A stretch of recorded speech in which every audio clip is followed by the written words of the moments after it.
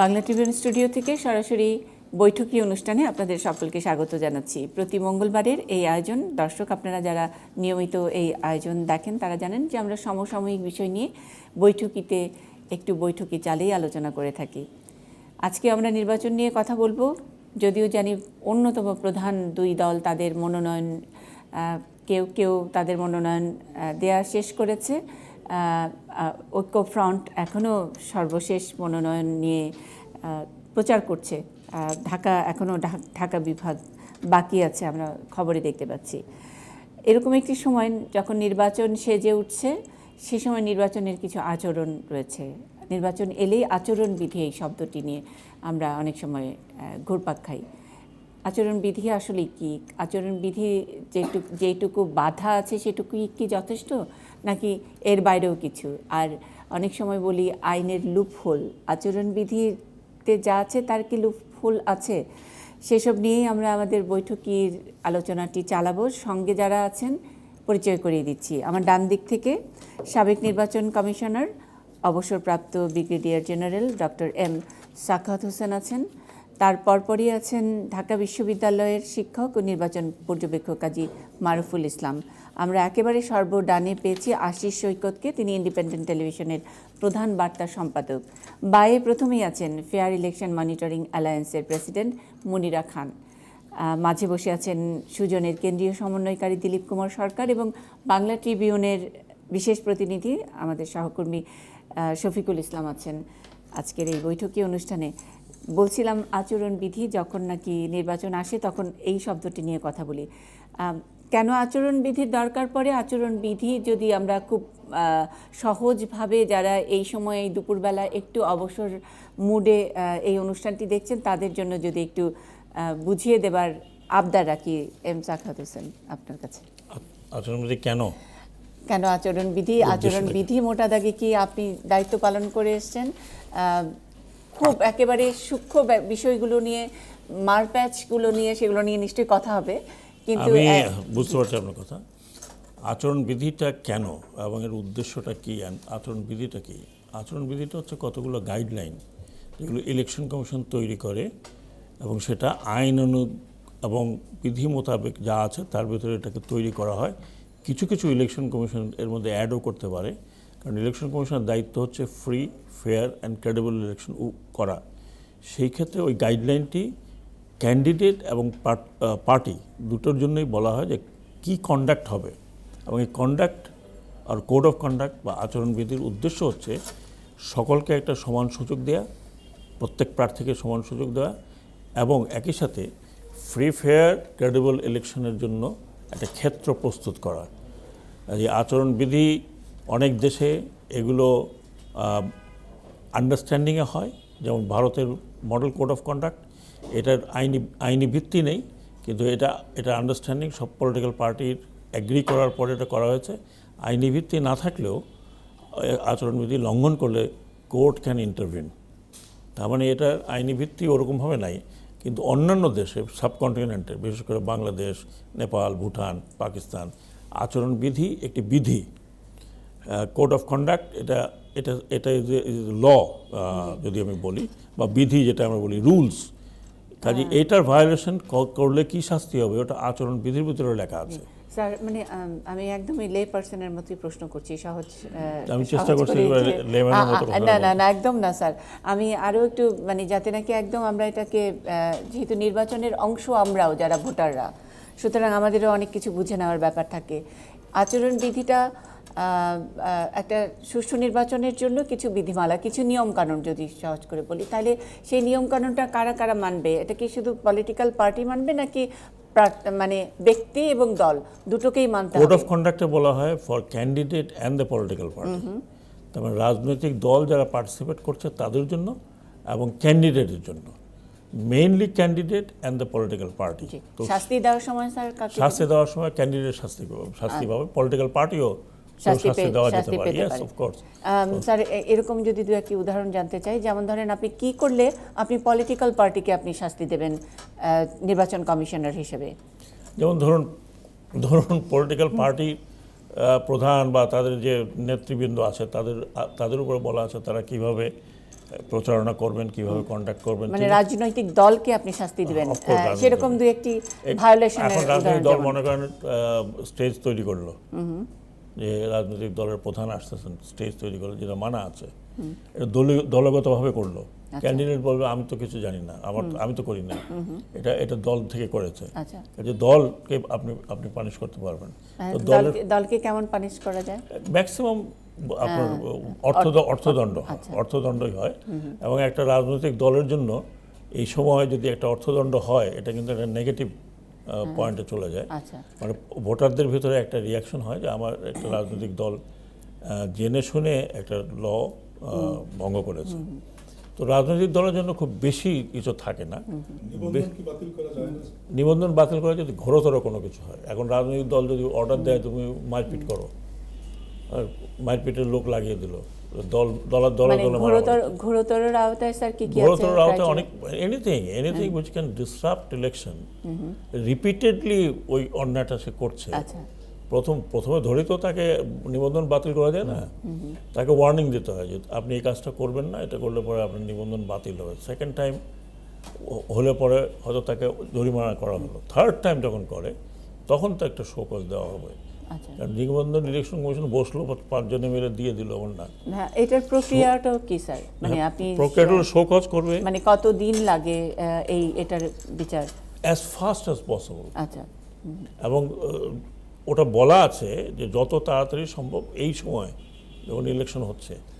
Normally যেটা হবে, যেটা যদিও কোথাও লেখা নেই, কিন্তু ইলেকশন কমিশনের যে এখতিয়ারের ভিতরে এইরকম যদি কোনো সিরিয়াস কিছু হয়, তাহলে ইলেকশনকে স্থগিত করতে হবে। আচ্ছা, বিফোর ইট মিটিগেটস। ধরুন থার্ড স্টেজে যদি আসে, প্রথম জরিমানা করলাম বা ওয়ার্নিং দিলাম, শুনলো না, জরিমানা করলাম, কারণ ইলেকশনটা ডিসরাপ্ট যত কম করা যায় ততই ভালো। অ্যান্ড দেন লাস্টলি আপনি মনে করলেন যে এই রাজনৈতিক দল এখানে মানে হোল ইলেকশনটাকে নষ্ট করবে, তো তার রেজিস্ট্রেশনই বাতিল করবো। আচরণবিধি তো স্যার সকলের জন্যই। আপনি এই জায়গাটা স্যার আমি মানে যদি মিস করে ফেলে, এই জন্য আমি একটু অন্য মিডিয়ার জন্য যে আচরণবিধি সেখান থেকে একটু ঝালাই করে নেওয়ার জন্য, যে আপনি বললেন যে ঘোরতর যে অপরাধ সেখানে নির্বাচন কমিশন নির্বাচনটা স্থগিত করতে পারে এবং যে পর্যন্ত নিষ্পত্তি না হওয়া পর্যন্ত।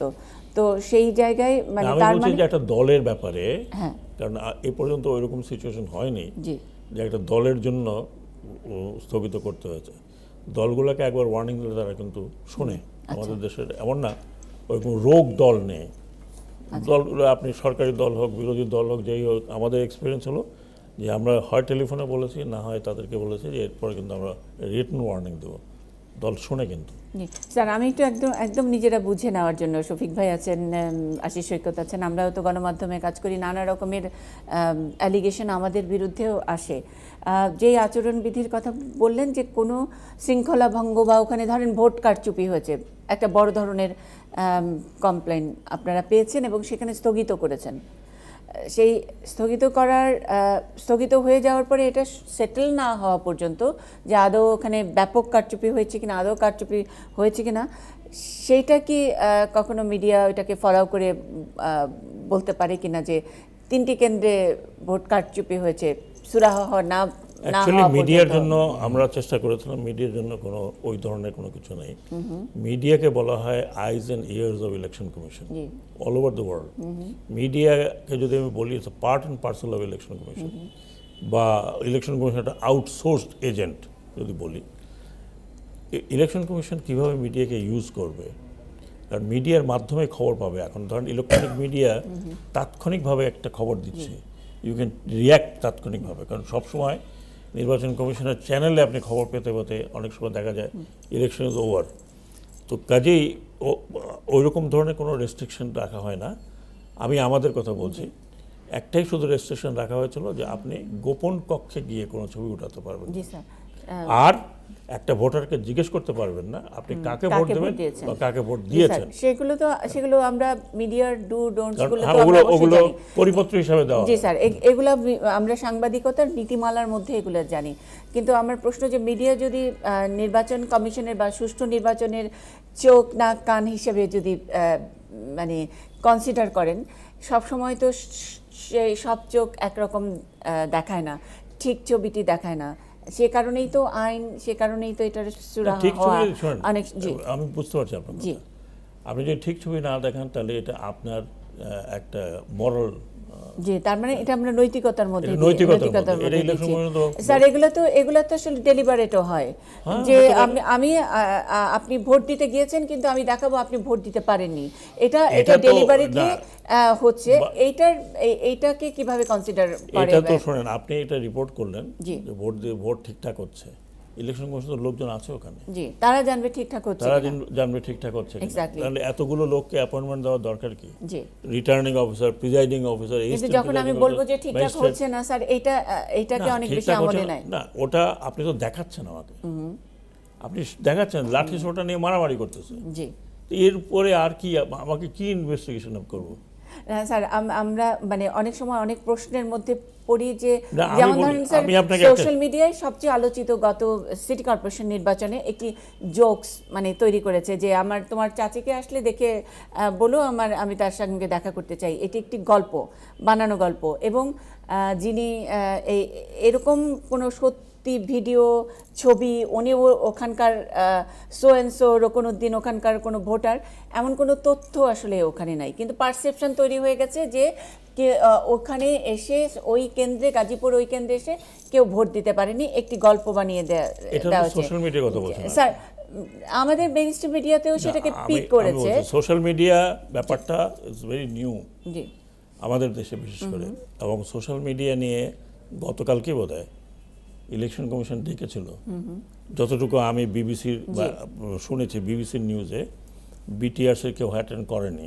আজকে সকালে যেটা শুনলাম, বিটিআরসির চেয়ারম্যান বললেন যে আমার কোনো ক্ষমতা নাই কোনো সোশ্যাল মিডিয়া বন্ধ করার, যেটা ইলেকশন কমিশন বলেছিল, এবং আমার কোনো ক্ষমতা নেই, আমি কোনো সার্ভিস প্রোভাইডারকে বলতে পারি না বন্ধ করার জন্য বা এসব অ্যাডভার্টাইজমেন্ট অ্যান্ড ইয়ে। Then he said, if I am not wrong, BBC যেটা আমি শুনলাম, যে গভর্নমেন্ট বললে আমরা কিছু অ্যাকশন নিতে পারি। তো এই যে সোশ্যাল মিডিয়ার জন্য ইলেকশন কমিশন ডাকলো টু ডিসকাস উইথ দেম, যে এই ধরনের যেগুলো ফেসবুক অন্যান্য জায়গায় যে এখন যে একটা অপপ্রচারণা এবং দুই দিকে চালাচালি হচ্ছে, তো এখন সেটার জন্য কোনো তো নিয়ে, কিন্তু বিডিআরসি চেয়ারম্যান সাহেব আসলেন না, শুনলেন না কথা, বললেন সরকার বললে উনি করতে পারবেন। প্রথমে বললেন আমার ক্ষমতা নাই, তাই বললেন সরকার বললে আমি করতে পারবো। এটাকে কি মনে হয়? Denying or defying the election commission. আচ্ছা, এখন ইলেকশন কমিশন যদি এরকম ডিফাইড হয়, তাহলে মানে এটা ইউজ করবে কিভাবে?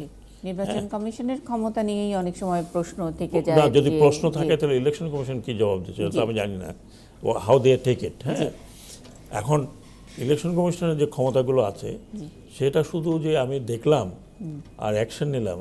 আমি যখন দেখলাম যে ধরুন এটিএন নিউজে একটা মারামারি দেখাচ্ছে, আমার স্টাইল বলতে পারেন, আমি টেলিফোনটা উঠাতাম, উঠিয়ে আমার যে অফিসার আছে তাকে জিজ্ঞেস করতাম, ইমিডিয়েটলি গো ওই সেন্টারে, আমি টেলিভিশনে দেখলাম যে এটা মারামারি হচ্ছে, is it correct or not? ও এসে বললো হ্যাঁ স্যার মারামারি হচ্ছে, বন্ধ করে দাও। আচ্ছা, তো তার মানে এই না যে আপনি দেখালেন আর বা আপনি ফটো সব করলেন আর আমি ওটার উপর অ্যাকশন নিলাম, নো, জি I have to spot investigation করা দরকার। আচ্ছা, আমি কেন বলছি, আজকাল প্রায়ই শোনা যায় ইলেকশন কমিশনের তরফ থেকে বলা হয়, কই আমার কাছে তো লিখিত আসে না। আসেনি। জি, যুদ্ধের সময় কেউ কাউকে লিখিত দেয় না। আচ্ছা, দিস ইজ এ ওয়ার। জি। 8 ঘন্টা আপনাকে সম্পর্কে লিখিত তার মানে দেবে। আমাদের এখন বর্তমান এই যে আচরণবিধি যেগুলো আছে, যেই সব বিধিমালা, এবং আপনারা থাকতেই তো অনেক কিছু ইয়ে করেছেন, মানে সংস্কার করেছেন, আর একটু অনেক জিনিস যোগ করেছেন। সুতরাং টেলিভিশনে দেখলে, গণমাধ্যমে কোনো এই ধরনের নির্বাচনের সময়, নির্বাচনের দিন এই ধরনের কোনো ঝামেলা দেখলে সেটা স্পট ইনভেস্টিগেশন বলে। স্পট ইনভেস্টিগেশন, এবং ওটা স্থগিত রাখার একটা প্রভিশন রেখেছেন। ওখানে বাধ্যতামূলক এটা ইলেকশন কমিশনের উইদিন পাওয়ারের মধ্যেই আছে, বাধ্যতামূলক নয় যে একটা লিখিত অ্যাপ্লিকেশন আসতে হবে। এটা আজকাল শুনি আমি, ওই লিখিত পাইনি। আপনাকে লিখিত তো কেউ দেবে না, দেওয়ার দরকার ইভেন ভার্বাল অভিযোগ যদি আসে, that you are suppose to investigate. জি স্যার, আমি অনেক প্রশ্ন আছে আপনার কাছ থেকে আজকে আচরণবিধি নিয়ে শুনবার জন্য। আমি একটু মনিরা খান আপনার কাছ থেকে জানতে চাই যে সম্প্রতি নির্বাচন কমিশন যারা পর্যবেক্ষক যারা পর্যবেক্ষণ করেন তাদের সঙ্গে একটা মিটিং ছিল এবং বসেছিলেন এবং যেমন যেমন বলেছেন তাতে অনেকে এটাকে খুব সহজ করে ছোট্ট করে একটি বিশেষণে বিশেষায়িত করেছে যে মানে এটা কি মূর্তির মতো অবজার্ভ করতে হবে অবজারভারদের ব্যাপারটা কি তাই? তাইলে কি দেখলাম শুনলাম বললাম না, এরকম কি অবজারভারদের নীতিমালাও কি কি আছে? ধন্যবাদ। এই মিটিংটায় আমি ছিলাম না, কিন্তু এর আগে অবজারভারদের নিয়ে উনি যে মিটিংটা করেছিলেন সেখানে আমি ছিলাম এবং সেখানে উনি একটা পুস্তিকা আমাদের দিয়ে দিয়েছিলেন পর্যবেক্ষকদের জন্য, ম্যানুয়াল, তাদের কি কি করা যাবে কি কি করা যাবে না। সেটা সাধারণত ইন্টারন্যাশনাল স্ট্যান্ডার্ডেরই। আমরা যারা অবজারভার, নন পার্টিজান ডোমেস্টিক ইলেকশন অবজারভার, তাদের জন্য ইউনাইটেড নেশনসেও একটা আমরা দায়বদ্ধ আছি। কিন্তু বাংলাদেশ সহ 90টা দেশ এবং অন্যান্য অনেক অর্গানাইজেশন, বাংলাদেশ থেকে আমরা 4-5টা অর্গানাইজেশন আছি, সেখানে আমাদের কি কি করতে হবে কি কি করতে হবে না অবজারভারদের সেখানে কিন্তু স্পষ্ট করে লেখা আছে এবং আমরা সেখানে ওথ বাউন্ড যে আমরা এইগুলি মেনে চলবো, নিরপেক্ষ থাকবো, আমরা কোনো এমন কিছু করব না কি বলবো না যেটা কোনো রাজনৈতিক দলের পক্ষে যায়, এবং আমাদের কার্যক্রমে কোথাও কোনো নির্বাচন কমিশন যে নির্বাচনটা করছে সেখানে কোনো বাধা হয়ে দাঁড়াবে না, ইত্যাদি ইত্যাদি অনেক কিছুই আছে। বড় বইটা সেটাই দিয়েছিলেন। যে সেদিন যেটা উনি বেশি যেটা করেছেন, আমি সাকাল সাহেবের কাছে পরে জিজ্ঞেস করব যে আরপিওতে এবং আগে যেটা দেওয়া আছে আচরণবিধি সম্বন্ধে, তারপরেও যদি হঠাৎ করে আবার নতুন কিছু বলা হয় সেটা কি পাশ করিয়ে নিতে হয় না নিজে ইলেকশন কমিশন নিজেই সেটা প্রয়োগ করতে পারে, সেটা সম্বন্ধে আমার কোনো আইডিয়া নেই।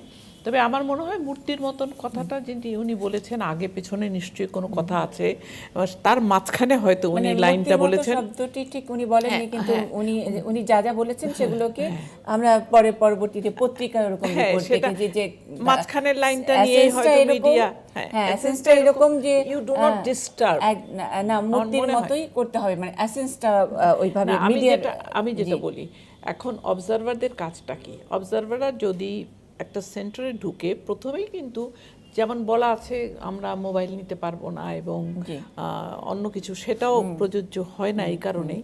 কিন্তু আমরা যখনই অবজার্ভ করি প্রথমেই কিন্তু আমরা যেটা অবজার্ভ করি ছবি তুলে ভোটারদের মানে উপস্থিতি, সেটা কিন্তু আমাদের প্রত্যেকের বইতে পরবর্তীকালে থাকে যে ওখানে কীরকম রেটে ঘন্টায় ঘন্টায় ভোটার উপস্থিতিটা ছিল, সেটা কিন্তু আমাদের তুলতেই হয়। এবং তারপরে যখন আমরা উপরে পোলিং বুথে যাই তখন আমাদের প্রথম কাজই হয় যে দেখা যে সব পার্টির পলিটিক্যাল পার্টির পোলিং এজেন্টরা আছে কিনা, কারণ polling agent must.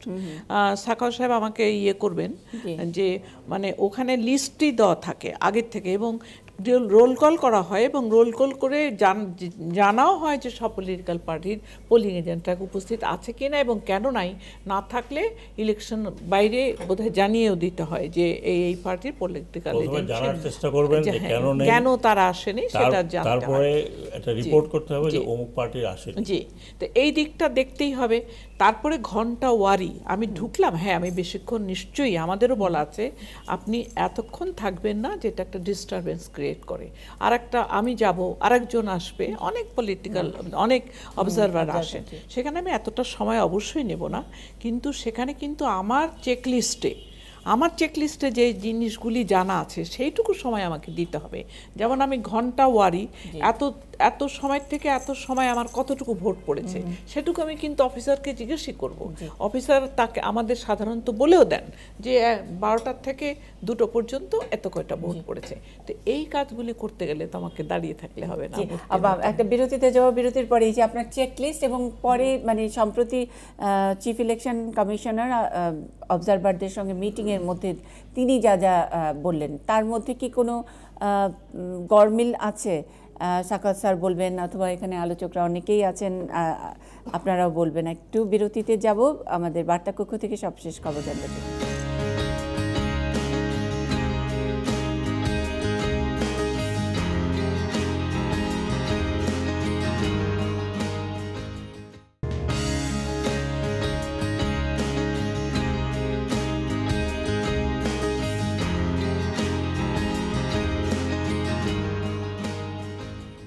Bangla Tribune studio থেকে সরাসরি বৈঠকি অনুষ্ঠানে আবারও স্বাগত। আমরা নির্বাচনী আচরণবিধি এই শিরোনামে কথা বলছিলাম। আমাদের সঙ্গে এতক্ষণ আলাপচারিতায় ছিলেন মনিরা খান, ফেয়ার ইলেকশন মনিটরিং অ্যালায়েন্সের প্রেসিডেন্ট।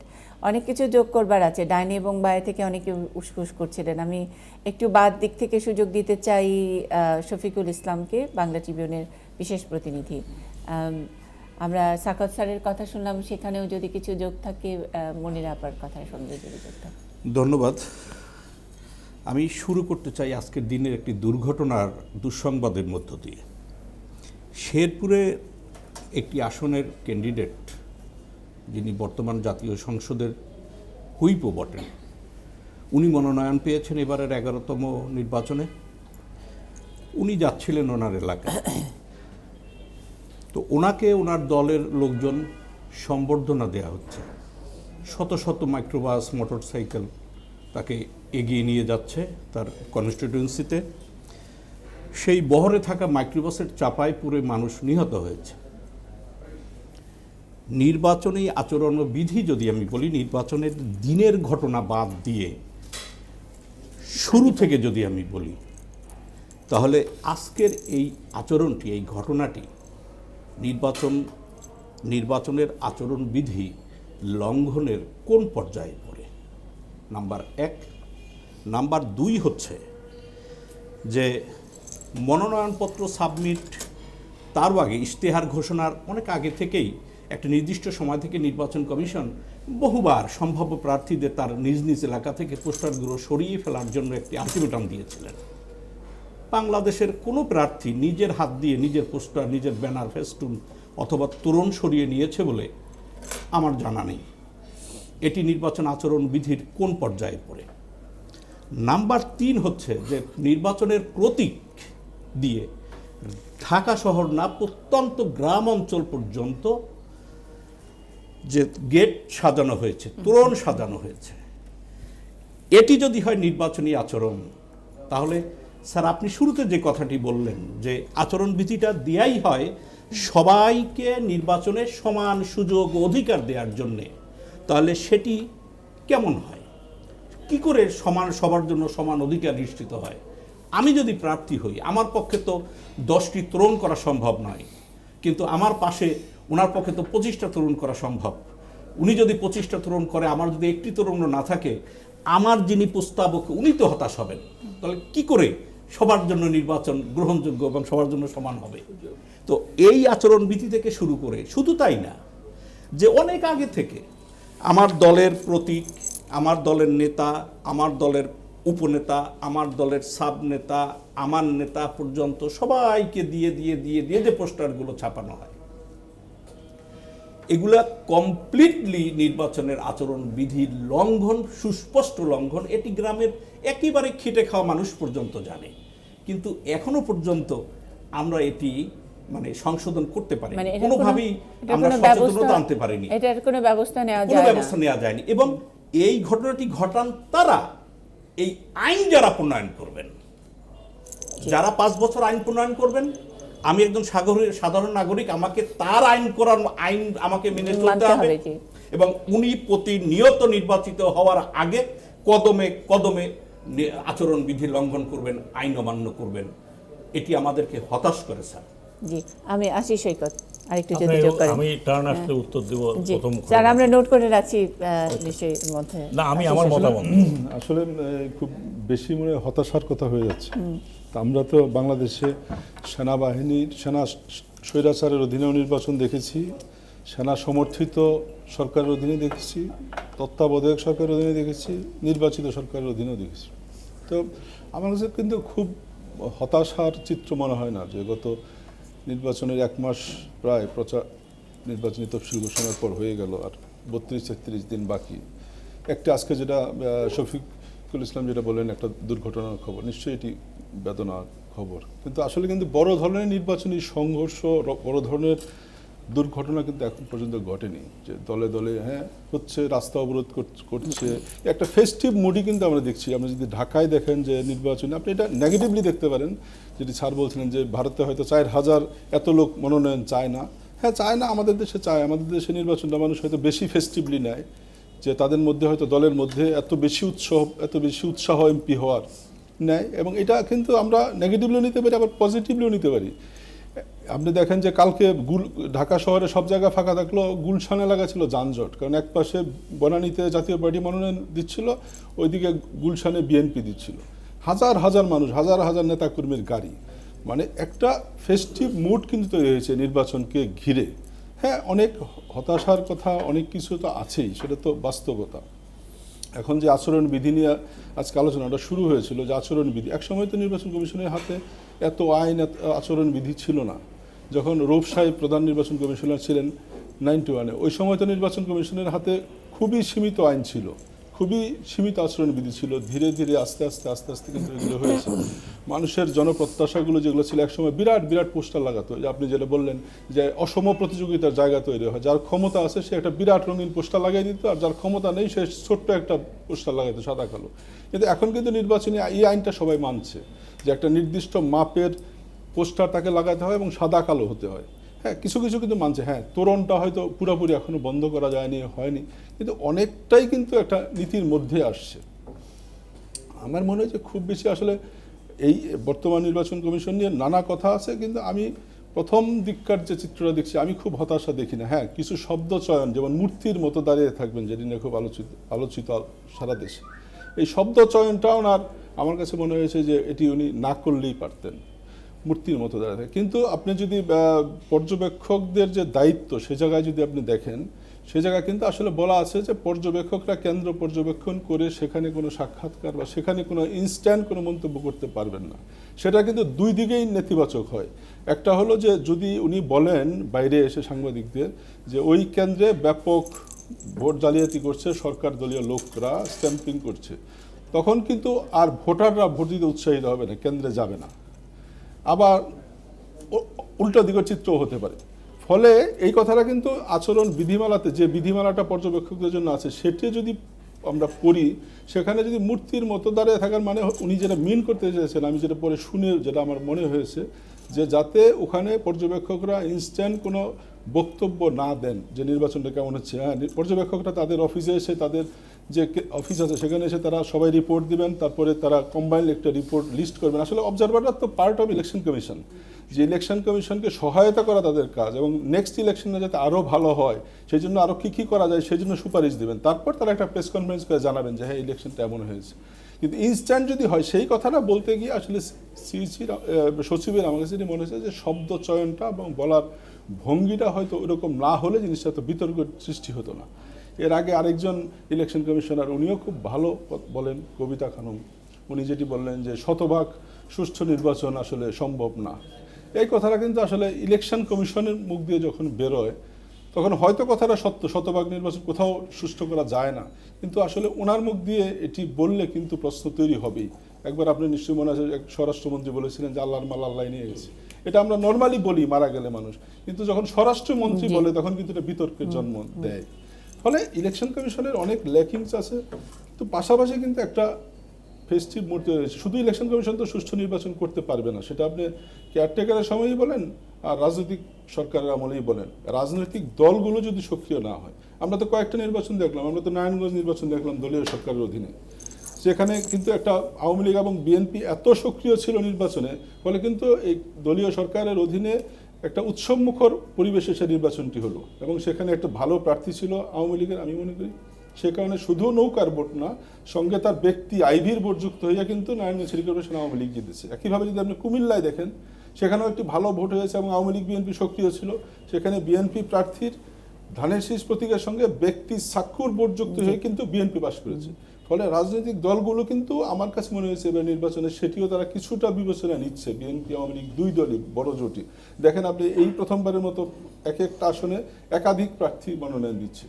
এটি কিন্তু একটা মানে আজব, মানে আমাদের কাছে আজব, নতুন বিষয়, আজব না নতুন বিষয় হতো না, কারণ তারা কিন্তু একের পর এক রাখছে। যেমন জামালপুরের একটা সিট আমি দেখলাম আওয়ামী লীগ, সেখানে অনেকবার নির্বাচিত একজন ব্যক্তি যিনি তথ্যমন্ত্রী ছিলেন একসময়, আবুল কালাম আজাদ, তাকে প্রার্থী করবে এবং সেকেন্ড আরেকজনকে রেখেছে নূর মোহাম্মদ। কারণ হলো যেটা পরে জানা গেল যে তৃণমূল থেকে যে জরিপ এসছে তাতে আবুল কালাম আজাদের অবস্থান ভালো দেখা যায়নি, ফলে সেকেন্ড চয়েস সে রেখেছে, কারণ ওই যে জনপ্রিয়তা, প্রার্থীর জনপ্রিয়তা মাথায় রেখেছে। বিএনপিও কিন্তু তাই করছে। তার মানে ওই রিঅ্যাকশনটাও একটু দেখার জন্য, মানে বাজার যাচাই করার একটা ব্যাপারও রাখার একটা যেহেতু সুযোগ তার সময় আছে, সময় সে আছে। একটু সময় নিতে চায়, এবং প্রার্থী তালিকা নিয়ে দেখেন এক ধরনের কিন্তু গোপনীয়তা, কারণ সে দেখতে চায় এক দল অপর দলের প্রার্থী কে কাকে প্রার্থী করছে। সে সুবিধা মতো তার হাতে 2-3জন প্রার্থী রাখছে, সে সুবিধা মতো প্রার্থী দিবে, জেতার যে খেলা। আপনি দেখেন আওয়ামী লীগ বিতর্কিত 1-2জনকে কিন্তু বাদ দিয়েছে, আবার বাদ দেওয়ার পর তাদের আত্মীয়কে আবার ওখানে মনোনয়ন দিচ্ছে। এখন সে প্রথমত বলছে যে নামটা যেহেতু এসেই গেছে বলি, যে কক্সবাজারের বদি, আব্দুর রহমান বদি বলেছে যে সব জরিপে দেখা গেছে যে বদি ওই সিটে পাস করে। 6টা জরিপ করেছে, সব জরিপে ফল বদির পক্ষে, কিন্তু বদির ন্যাশনাল ইমেজ এমন খারাপ যে একটা সিটের জন্য 50টা সিট ক্ষতিগ্রস্ত হবে। সেই বিবেচনায় তারা বদিকে বাদ দিয়েছেন। আবার ভোটের রাজনীতির হিসাব করে তারা ওই আসনটা মানে ছাড়তে জরিপে চান না। কি আসলে এটার কোনো রিফ্লেকশন থাকে? মানে একটা মানে জরিপে বলা যায় যে ওই সিটে বদি একেবারে অবভিয়াস, মানে বদির নামে একটা কলা গাছ দাঁড় করায় দিলেও হয়তো পাশ করে আসবে, এরকম এক ধরনের রিপোর্টের কথা বলা হয়েছে, আমরা পত্রিকায় দেখছি। কিন্তু ওই জরিপে কি কখনো দেয় যে 50টা সিট এখানে ক্ষতিগ্রস্ত হতে পারে, 50টা সিটে অন্তত 10,000 করে ভোট লস হতে পারে বদির জন্য? সেটা আওয়ামী লীগ মনে করছে যে এতে করে 50টা সিট ক্ষতিগ্রস্ত হতে পারে, যে বদিকে যদি তারা নমিনেশন দেন। সে কারণে তারা বদিকে দেন নাই, কিন্তু তারা আবার সিটটাও রাখতে চান। তারা বলেছেন তারা ভোটের রাজনীতি করেন, ভোটের রাজনীতি সিট খুব গুরুত্বপূর্ণ, এই জন্য সে বদির স্ত্রীকে তারা মনোনয়ন দিয়েছেন। তারা মেসেজ দিতে চান, তারা বদির মতো লোককে মনোনয়ন দিতে চান না, আবার বদির স্ত্রীকে মনোনয়ন দিয়ে সিটটা রক্ষা করতে চান, বদিকে হারাতেও চান না, বদিকে হারাতেও চান না। হ্যাঁ, ফলে ভোটের রাজনীতির ইকুয়েশনটা কিন্তু এইরকম, যে কিছুটা ভালো হওয়ার চেষ্টা রাজনৈতিক দলগুলো করছে, তাদের সক্ষমতার জায়গা কিছুটা তৈরি হচ্ছে। আবার কিন্তু দেখেন যে এই যে আচরণবিধি মেনে চলা বা ভোটের দিন নির্বাচন কেন্দ্রটাকে যাতে ঠিক রাখা যায়, সেই জন্য যে চেষ্টা, সেটা কিন্তু রাজনৈতিক দলগুলোর মধ্যে খুব কম। যে নির্বাচনী এজেন্ট তারা পাঠাবেন ভোট কেন্দ্রে, তাদের কি তারা ট্রেনিং দিচ্ছেন? তারা যে কি করবেন তারা কি জানেন? আমি দেখি যে কিছুটা হলেও আওয়ামী লীগের ক্ষেত্রে কিছু কাজ করছে, যে এজেন্টদের কিছু ট্রেনিং দিচ্ছে, অন্তত প্রধান এজেন্টদের টিউটি করে দিচ্ছেন, কিন্তু অন্যান্য দলগুলো কিন্তু এ ধরনের ট্রেনিং এর ধারও ধারছেন না। ফলে এক ধরনের অপ্রস্তুত হয়ে কিন্তু তারা ভোট কেন্দ্রে মানে যাচ্ছেন। আশিস সৈকতের কথা থেকে আমি একটু এই দিকে, দিলীপ কুমার সরকার, আশিস সৈকত একটা লাইন বলেছেন যে এখন যে ট্রেন্ড দেখা যাচ্ছে, সেই ট্রেন্ডে মনে হচ্ছে যে কিছু কিছু আচরণবিধি মানছেন, আবার মানছেন না, মনোনয়নের দিকে, জরিপের দিকে একটু জরিপের ভিত্তিতে একটু গুরুত্ব দিচ্ছেন, আবার জনমনেও কী ধরনের পারসেপশন হবে সেটা দেখেও একটা মাঝামাঝি জায়গায় খেলছেন। এটাতে মনে হচ্ছে উনি বলেছেন কোট আনকোট যে ভালো হওয়ার চেষ্টা করছেন, তাই কি মনে হয়? আমি আশিস তার ওই পয়েন্টে একটু পরে যাই। প্রথমে যেখান থেকে শুরু হয়েছিল ওখানে আমরা স্যার যখন আলোচনা করছিলেন, সাকওয়াত স্যার, যে ওই নির্বাচনী আচরণ বিধি প্রসঙ্গ, তা আমরা নির্বাচনী আইনে দেখি যে দুই ধরনের বিষয় ওখানে আছে। একটা হচ্ছে রাজনৈতিক দল এবং প্রার্থীদের জন্য আচরণ বিধিমালা, এবং যেখানে বিধিভঙ্গের জন্য সর্বোচ্চ 6 মাস পর্যন্ত শাস্তি দেওয়া যায়, এবং সর্বোচ্চ 50,000 টাকা পর্যন্ত, এবং দলের ক্ষেত্রে 50,000 টাকা পর্যন্ত জরিমানা। এটা ছাড়াও কিন্তু নির্বাচনী অপরাধ এবং শাস্তির আলাদা কিছু ইয়ে আছে। এখানে ওদের 17-18টা পয়েন্ট আছে, এবং যেখানে আচরণবিধির বাইরে, হ্যাঁ, যেখানে ওটা আচরণবিধি, ওখানে ওই আরপিওতে বিধিমালা আলাদাভাবে আসে, এবং যেখানে ন্যূনতম 6 মাস থেকে একেবারে সর্বোচ্চ 10 বছর পর্যন্ত কারাদণ্ডের বিধান এবং জরিমানার বিধান, এই বিষয়গুলো ওখানে আছে। তো অতএব বরং আচরণবিধিতে ছোট করে কিছু বিষয় ওখানে বলা আছে, বরং ওই যে নির্বাচনী অপরাধে অনেকগুলো ইস্যু ওখানে আছে। তা যাই হোক, ও প্রসঙ্গে আমি আর যেটা মনে হচ্ছে, হ্যাঁ, এটা তো বোঝাই যাচ্ছে যে আব্দুর রহমান বদিকে ওনাকে না দিয়ে ওনার স্ত্রীকে দিলেন, এদিকে আমানুর রহমান রানাকে না দিয়ে তার বাবাকে দিলেন। তো এই মেসেজটাও তো মানুষের কাছে আবার যাচ্ছে যে এই যে এত মাদক সম্রাট হিসাবে, মাদক সংশ্লিষ্ট হিসাবে তার যে বদনাম, তারপরেও তাকে ছাড়ছেন না, কোনো না কোনোভাবে ওই গণ্ডির মধ্যেই থাকছেন। আবার নিজের দলের একজন নেতাকে হত্যার অভিযোগে অভিযুক্ত, এবং সব ভাইরা মিলে ওই প্রক্রিয়ার সাথে ওই অভিযোগে অভিযুক্ত, তারপরে ওই পরিবারের বাইরে আসতে পারছেন না। মানুষ তো এটাও দেখেছে যে 4023টা মনোনয়ন ফর্ম বিক্রি হয়েছে, গড়ে 13 জনের বেশি এক একটা আসনে। মানে তার মানে এখানে কি নেতৃত্বের একটু বিরক্ত করি আমি, মানে যে ধরেন যে যদি বলি টাঙ্গাইলের যার কথা আমরা বলছি, তার পরিবারের সকলে এটার সঙ্গে জড়িত, কিন্তু তার বাবাকে আবার মনোনয়ন দেওয়া হলো। আসলে জরিপের কথা উদ্ধৃত করেই সবাই বলছে যে ওই পরিবারের বাইরে এলে ভোট দিবে না। তাহলে কি টাঙ্গাইলের ভোটাররাই এটার জন্য কি কিছুটা দায়ী নয়? না, টাঙ্গাইলের এটা তো জরিপটা হচ্ছে নির্বাচনী প্রক্রিয়ার বাইরে দলীয় ভিত্তিতে ইয়া হয়। বরং আমরা তো এভাবে দেখছি যে নির্বাচনী আইনে যে একটা বিষয় আছে সেটা অনুসরণ করছে না। 90-এর দীর্ঘই 90-এর ইতে যেটা আছে যে প্যানেল করা, একেবারে ওই ওয়ার্ড লেভেলের, ইউনিয়ন লেভেলের, উপজেলা লেভেলের, অথবা যেখানে যেখানে জেলা আওতাভুক্ত জেলা লেভেলের তাদের কর্মীদের মানে পার্টিসিপেশনের ভিত্তিতে গণতান্ত্রিক পদ্ধতিতে প্যানেল করা, এটা কিন্তু কোনো দল গেলই না ওইদিকে, এবং ইলেকশন কমিশনও সেটা বললো না যে কোনো দল প্যানেল। এটা যদি বলা যেত তখন দায়ী করতে পারতেন আপনি দলীয় কর্মীদেরকে। আর জরিপটা তো হয় সাধারণ জনগণের মধ্যে, না, মানে সেটাই বলছি যে জরিপ সাধারণ জনগণের মধ্যে হচ্ছে, এবং অনেকগুলো বারবারই বলা হচ্ছে যে জরিপের কথা আমরা জানি না, এক্স্যাক্টলি বারবারই বলা হচ্ছে যে জরিপে উঠে আসছে যে বদির পরিবার বা বদির নামে যে কেউ দাঁড়ালে হবে, এখানে রানার পরিবারের যে কেউ দাঁড়ালে হয়ে যাবে। তার মানে কি ওইখানকার ভোটার, আমি যদি বলি 10,000 ভোটার বা 40,000 ভোটার, তাদের মধ্যে কি কোনো বিকার নাই? যে বিকারটা নিয়ে আমরা সবাই খুব চিন্তিত, মনে হচ্ছে যে দলের ইমেজ নষ্ট হচ্ছে, দেশের বাইরে এটা। জরিপটা যদি এমন হয় যে এই তথ্যগুলো গোপন থাকবে, অন্য কেউ জানবে না, এটা এরকমটা হওয়ার কথা না। আমরা ঠিক জানি না যে জরিপে কিভাবে, মানে এটা জরিপের দোহাই দেওয়া হচ্ছে। তবে মেসেজটা যেটা যাচ্ছে সেটা যাচ্ছে না, এটা ভালো মেসেজ নিঃসন্দেহে যাচ্ছে না। এটা ছাড়াও তো আরো অনেক বিতর্কিত ব্যক্তিকে আমরা দেখছি যে হয়তো পুঁজিবাজার ধ্বংসের জন্য যাকে দায়ী করা হয়, ব্যাংকিং সেক্টরকে ধ্বংস করার জন্য দায়ী করা হয়, এই নামগুলো তো আমরা দেখছি। আবার বিএনপির দিকে যদি তাকাই, যে এই বাংলা ভাইয়ের সাথে সংশ্লিষ্ট যারা ছিলেন, সেই রামদা নিয়ে, পিস্তল নিয়ে, বন্দুক নিয়ে মিছিল করছে পুলিশের সামনে, হ্যাঁ, যারা পৃষ্ঠপোষকতা দিলেন, মানুষকে উল্টা পাশে মেরে তাদেরকেও দিচ্ছেন। এই আলামতগুলো তো ভালো না। আরেকটা পয়েন্ট যেটা ওই যে পর্যবেক্ষণের যে বিষয়টা, ওখানে সর্বশেষ নীতিমালা যেটা আছে, তো ওখানে যে কথাগুলো বলা আছে যে এখানে নির্বাচনের উদ্দেশ্যের ক্ষেত্রে যে ত্রুটি বিচ্যুতিগুলো দেখবে, উপকরণের ঘাটতি আছে কিনা, দক্ষতার ঘাটতি আছে কিনা, পরিবেশটা কেমন আছে, ব্যবস্থাপনার কোনো ঘাটতি আছে কিনা, এগুলো এবং ইলেকশন কমিশনকে যেন সঠিক সময়ে তথ্য দেয়, এবং পর্যবেক্ষকরা যখন যায় মানুষের মধ্যে একটা আস্থারও সৃষ্টি হয় যে ইলেকশনটা ভালো হবে, এই বিষয়গুলো আছে। এবং পাশাপাশি একটা বিষয় কিন্তু ওখানে আছে যে নির্বাচন চলাকালীন সময়ে তারা যদি কোনো ত্রুটি বিচ্যুতি দেখে, সেক্ষেত্রে ইলেকশন কমিশনকে তাৎক্ষণিকভাবে ইনফর্ম করতে পারে। 7 দিনের মধ্যে তারা একটা প্রাথমিক রিপোর্ট দেবে, 30 দিনের মধ্যে ফাইনাল রিপোর্ট দেবে। এবং আগে যেটা বলছিলাম যখন অন এয়ারে ছিল না, যে ওখানে ওই নীতিমালার মধ্যে কোথাও নেই মোবাইল নিয়ে যাওয়া যাবে না, ছবি তোলা যাবে না।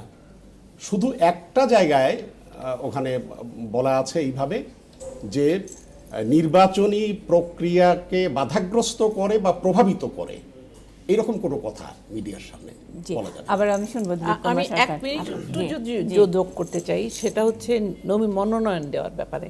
সেটা হচ্ছে কি, দেখেন পৃথিবীর সব দেশেই, আমাদের দেশেও কোনো জায়গায় কনস্টিটিউয়েন্সিতে কিছু ফ্যামিলি এবং লোকেরা তাদের একটা ভোট ব্যাংক তৈরি করে রাখে। যেমন গ্রাসরুট লেভেল থেকে উপর পর্যন্ত সেখানে বেনিফিশিয়ারিজ থাকে, যে এই ক্যান্ডিডেট এবং এই পার্টি যদি এখানে থাকে তাহলে আমরা এই হাজার ধরেন কয়েক হাজার, যেমন বদির ক্ষেত্রে হয়তো সেটা প্রযোজ্য, যে আমরা উপকৃত হব, এই জায়গাটা উপকৃত হবে। হয়তো উনি ওই জায়গাটায় তার বাইরে যতই বদনাম থাকুক না কেন, তার কনস্টিটিউয়েন্সিতে তিনি এত মানুষের উপকার করেছেন, কিংবা তিনি ওই জায়গাটার এমন উন্নয়ন করেছেন, কিংবা উনি ব্যবসাতেও অনেককে কাজে লাগিয়েছেন, যে জন্য তারা জরিপ যখন হয় তখন তারা এটাই বলে যে না, এই ক্যান্ডিডেটকে দিলে পরে আমরা তার জন্য খাটবো, আমরা তার জন্য করব। রাজনৈতিক দলগুলি কিন্তু যখন একটা ইলেকশনে মনোনয়ন দেয় সেটা দেখেই দেয় যে কে এখানে পাশ করবে। কেউ এত ভাবে না যে আমার দলের থেকে দেশ আমার থেকে বড়, নৈতিকতা অনেক বড়, মানে ব্যক্তির চেয়ে দল বা দলের চেয়ে না, দেশ এটা বড়, কেউ সেটা ভাবে না। ঠিক। অতএব এটা চিন্তা করে সব পার্টি নমিনেশন দেয়, এটা প্র্যাকটিক্যাল, সেজন্য আমি এই কথাটা বলতে জি, চাচ্ছিলাম। আমি একটু শুনবো ঢাকা বিশ্ববিদ্যালয়ের শিক্ষকের কাছ থেকে। আমরা যে ট্রেন্ড, যেটা মানে কোনো ট্রেন্ডকে বোঝা যায় যে নির্বাচনের আমরা আচরণবিধির কথা বলছি, নির্বাচনের দিন বলছি, নির্বাচনের আগে নানান রকমের আচরণবিধির আলোচনা হলো, যে পোস্টার কি করবেন, শফিক ভাই যেটা বলছিলেন যে হাতে করে ছিঁড়বেন কিনা, তোরণ বানাবেন কিনা ইত্যাদি। এই আচরণবিধি মানা এবং না মানার যে একটা ট্রেন্ড থাকে অনেক সময় নির্বাচনে, তাতে কি নির্বাচনটাকে ফোরকাস্ট করা যায় কি হতে যাচ্ছে বা কেমন হবে? মানে আচরণবিধি তো অবশ্যই ফেয়ার ইলেকশনের জন্য, তাই তো? জি, অনেক ধন্যবাদ। আমরা আমি নিজেও শিখছিলাম অনেক কিছু আপনাদের আলোচনা থেকে, খুবই উদ্দীপক আলোচনা হচ্ছিল। তো আমার কাছে একটা জিনিস দেখুন, যে আমরা আমাদের যে পুরো নির্বাচনী আচরণ, আচরণটা আমরা সায়েন্সের ভাষায় দেখি, এটা হচ্ছে আমাদের কালচারের অংশ। ফলে আমাদের নির্বাচনী আচরণটা হচ্ছে আমাদের রাজনৈতিক সংস্কৃতির অংশ। এবং নির্বাচনটা আমার যে বৃহত্তর যে রাজনৈতিক ব্যবস্থাটা আছে, অর্থাৎ আমার যে বৃহত্তর যে পলিটিটা আছে, গভর্নেন্স স্ট্রাকচারটা আছে, তার বাইরে না। ফলে এইটার সঙ্গে যদি আমরা রিলেট করে দেখি, তাহলে আপনি দেখেন, আপনি জাস্ট একটা ছোট উদাহরণ দিই, যে আমাদের এই স্কুলের বাচ্চারা যে আন্দোলনটা করলো, সেই সময় আমরা দেখলাম যে আমাদের মাননীয় সংসদ সদস্য থেকে শুরু করে, মন্ত্রীবর্গ থেকে শুরু করে, সরকারি কর্মকর্তাদের থেকে শুরু করে সবাই কি ব্যাপক হারে তাদের প্রত্যেক দিনের কাজকর্মের মধ্যে আইন ভাঙছে। তাহলে যে সংসদ সদস্যরা সারা এতদিন ধরে দুর্নীতির একটা মহা তাণ্ডব করেছে তাদের কনস্টিটিউয়েন্সিতে, যে মন্ত্রীবর্গরা বিবিধ রকমের অনিয়ম এবং দুর্নীতির সাথে যুক্ত, আইন ভাঙার সাথে যুক্ত, যেগুলো আমরা প্রকাশ্যে দেখেছি, টেলিভিশনে দেখেছি, সেই মন্ত্রী, সেই সংসদ সদস্য, একই সংসদ সদস্য থেকে, মন্ত্রী থেকে নির্বাচনের দিন হঠাৎ করে কি করে তারা আইন মানা শুরু করে দেবেন, কি করে তারা আচরণ তাদের ভালো হয়ে যাবে। ফলে আমরা এই আচরণটাকে আমাদের যে দীর্ঘদিনের চর্চিত যে রাজনৈতিক সংস্কৃতিটা আছে, তার থেকে বের করে নিয়ে যদি আমরা দেখি, তাহলে খুব বিশেষ কোনো অর্থপূর্ণ জায়গায় যেতে পারবো না। এমনকি এর সঙ্গে যে রাজনৈতিক অর্থনীতিটাও আছে, সেটার সাথে আমাদের যুক্ত করে আগাতে হবে। আপনি দেখুন যে নির্বাচনী আচরণবিধির কথা বলছিলাম আমরা সুনির্দিষ্টভাবে। নির্বাচনী আচরণবিধি আপনি যদি দেখেন, এটা মূলত নির্বাচন হওয়ার আগ পর্যন্ত অংশগুলোতে মূলত ফোকাসটা করে। আর নির্বাচনের দিন এবং নির্বাচনের পরে যে সমস্ত অনিয়ম, সেগুলো সুনির্দিষ্টভাবে আরপিওতে নির্বাচনী অনিয়ম এবং অপরাধ, সেটা দুটো আলাদা অংশ। নির্বাচনের আচরণবিধিগুলো যখন আমরা দেখছিলাম যে নির্বাচন কমিশন তাদেরকে অ্যাপয়েন্টেড করার চেষ্টা করছিলেন, আপনি দেখেন যে নির্বাচন কমিশন মূলত একটা পক্ষ প্রতিপক্ষ সম্পর্ক তৈরি করে ফেলেছে বাই দ্য টাইম। অর্থাৎ রাজনৈতিক দলগুলোর মধ্যে যে আস্থা তৈরি করা দরকার, যেটা আমাদের এখানে নির্বাচন কমিশনাররা আছেন, সেই যে আস্থা ওনারা এটা করেছিলেন, সেই আস্থাটা তৈরি করতে সক্ষম হয়নি। যখন ওনারা পর্যবেক্ষকদেরকে ডেকে আনলেন, তখন আস্থা তৈরি করার বদলে ওনাদেরকে ভয় দেখাচ্ছেন যে আপনাদেরকে অমুক করতে পারবেন না, তমুক করতে পারবেন না। কিন্তু এই জিনিসগুলো কিন্তু একটা কনসেনসাসে ক্রিয়েট হওয়ার কথা, এবং সেটা না করে ওনারা এরকম ভয় দেখাচ্ছেন। আপনি দেখেন মিডিয়া, সোশ্যাল মিডিয়াদের এনে আবার সেই ভয়ের জিনিসে চলে গেলেন, বললেন যে আমরা বন্ধ করে দিব, কিভাবে বন্ধ করা যায়, আমরা নজরদারি করব, পুলিশ নজরদারি করবে। কেন নজরদারি করার তো প্রশ্ন না, প্রশ্নটা হচ্ছে যে আমরা যদি আস্থার পরিবেশটা ক্রিয়েট করতে পারতাম, তাহলে ওই কেউ ফেক নিউজ দিয়ে, সে সোশ্যাল মিডিয়া বলি, মেইন স্ট্রিম মিডিয়া বলি, কেউ ওটা দাঁড়াতে পারতো না, ওইটার কোনো ভ্যালিডিটি ক্রিয়েট হতো না। আমার কাছে অসংখ্য মিডিয়া আছে, একজন মানুষ না, অসংখ্য লক্ষ লক্ষ মানুষের সোশ্যাল মিডিয়া আছে। তাহলে আমি কাউকে কন্ট্রোল করতে যাব কেন? আমি বরং মানুষের মধ্যে ওই আস্থাটা ক্রিয়েট করার চেষ্টা করি, পরিবেশটা ক্রিয়েট করার চেষ্টা করি, তাতে অটোমেটিক্যালি আপনার ফেক নিউজগুলো কিন্তু বাদ পড়ে যাবে। আপনি দেখেন যে আমাদের মধ্যে এমপি যারা আছেন, আমাদের যেটা শফিক ভাই বললেন যে দুঃখজনক ঘটনাটা ঘটলো, যে আমাদের সেই দুঃখজনক ঘটনার সাথে ওই রাজনৈতিক সংস্কৃতি এবং আমাদের যে মূল যে জায়গাটা রয়েছে, যে ধরুন মনোনয়ন প্রক্রিয়াতে আমরা কি দেখলাম? মনোনয়ন প্রক্রিয়াতে দেখলাম যে তারা পরিষ্কারভাবে আরপিওটা ভায়োলেট করলো। সেটার ব্যাপারে নির্বাচন কমিশন, এই বর্তমান নির্বাচন কমিশন, যেটা ইতিমধ্যে প্রমাণ হয়েছে যে তাদের কোনো মেরুদণ্ড নেই, এইরকম একটা মেরুদণ্ডহীন নির্বাচন কমিশন তারা তার ন্যূনতম চেষ্টা করলো না যে এই আরপিওটার একদম গ্রস ভায়োলেশন সেটাকে স্ট্যাবলিশ করার ক্ষেত্রে। এবং রাজনৈতিক দলগুলো মূলত এতদিনের যে তাদের যে এক ধরনের রাজনৈতিক যে লুটেরা সংস্কৃতি, সেটাকেই তারা কিন্তু রাখলো, রেখে সেই সমস্ত প্রার্থীদেরকে তারা মনোনয়নটা কন্টিনিউ করলো দুই দলের পক্ষেই, যারা সন্ত্রাসী বলে পরিচিত, যারা দুর্নীতিগ্রস্ত বলে পরিচিত, তাদের কাউকেই বাদ দিল না। আজকে বদিকে বাদ দিয়ে বদির স্ত্রীকে দেয়া হচ্ছে। এটাতে কি হচ্ছে?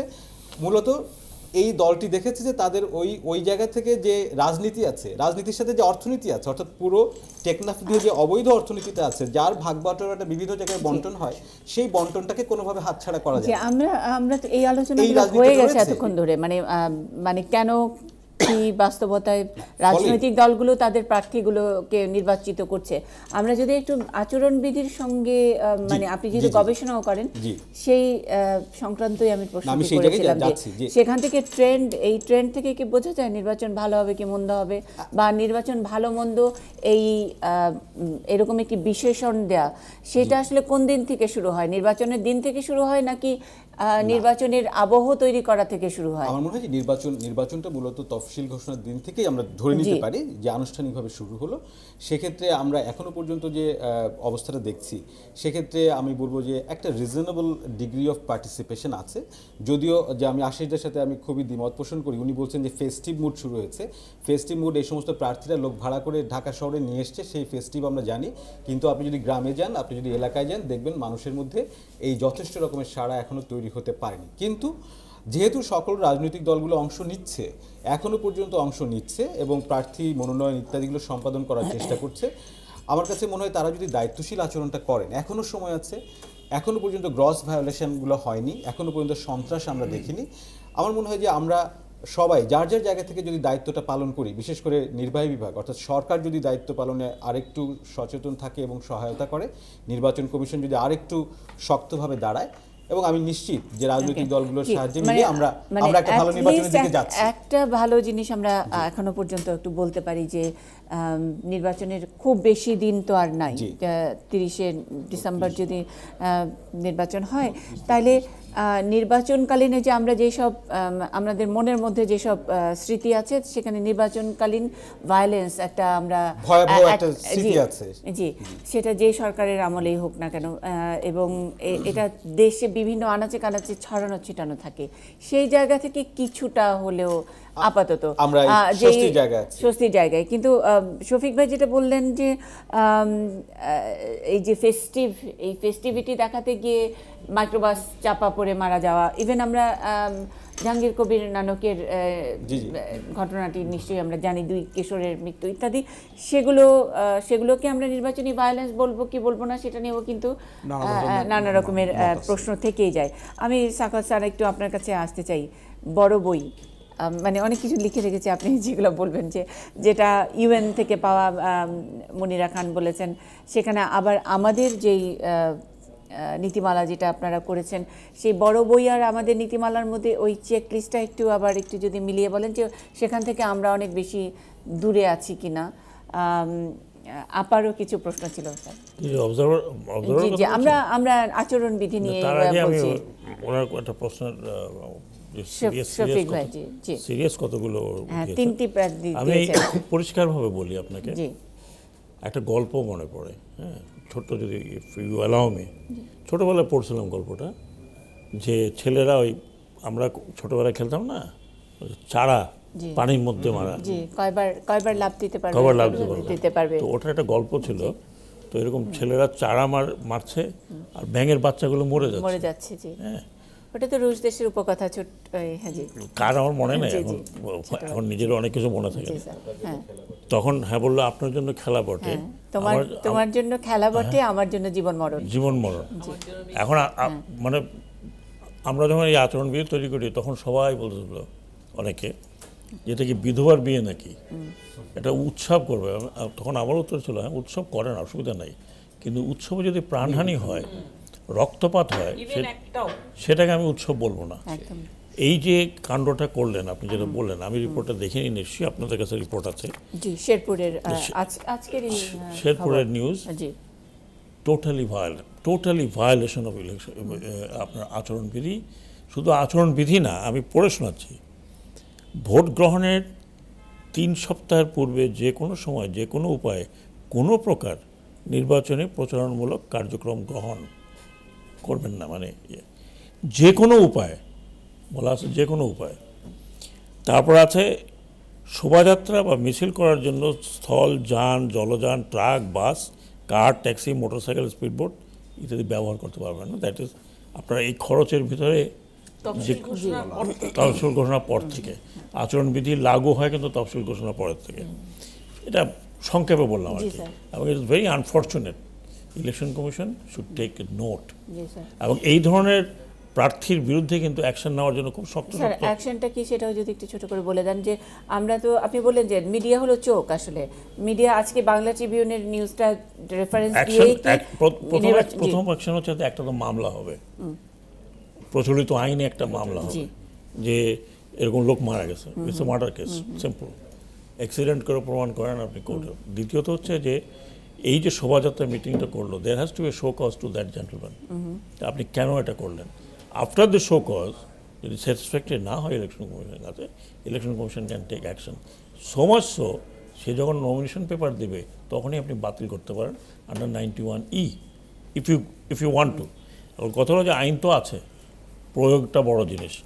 আর আপনার যে প্রশ্নটা যেটা বললেন যে আচরণবিধি, মানে এটা ইউএন এর এটা টোটালি, সরি, আর একটা ব্যাপার হলো কি, এগুলো যখন আমরা করি যে দেয়ালে পোস্টার লাগাতে পারবেন না, এটা করতে পারবেন না, ওটা করতে পারবেন না, তখন আমাদের একটা প্রশ্ন ছিল যে আমরা তো করলাম যখন শিডিউল ডিক্লেয়ার হবে, তার আগে কি হবে? তখন দেখা গেল যে আইন ছিল না, তখন লোকাল বডি আইনের মধ্যে ঢুকানো হলো যে দেয়ালে পোস্টার লাগাতে পারবে না, অল থ্রু। দড়িতে লাগাতে না, ওটা তো ইলেকশনের জন্য, কিন্তু আপনি দেয়ালে কোনো ধরনের পোস্টার লাগাতে পারবেন না। হোর্ডিং লাগাতে হলে you have to take permission of city corporation অথবা মিউনিসিপ্যালিটি। আইন আছে। এখন সেই আইনটা আমরা মনে করলাম যে এটা প্রয়োগ করবে সিটি কর্পোরেশন।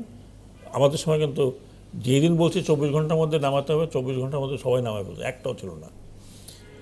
সেটা অন্য ভয় হতে পারে, এমার্জেন্সি ছিল বা এটা ছিল বা আর্মি ছিল পিছনে, বাট দে ডিড ইট।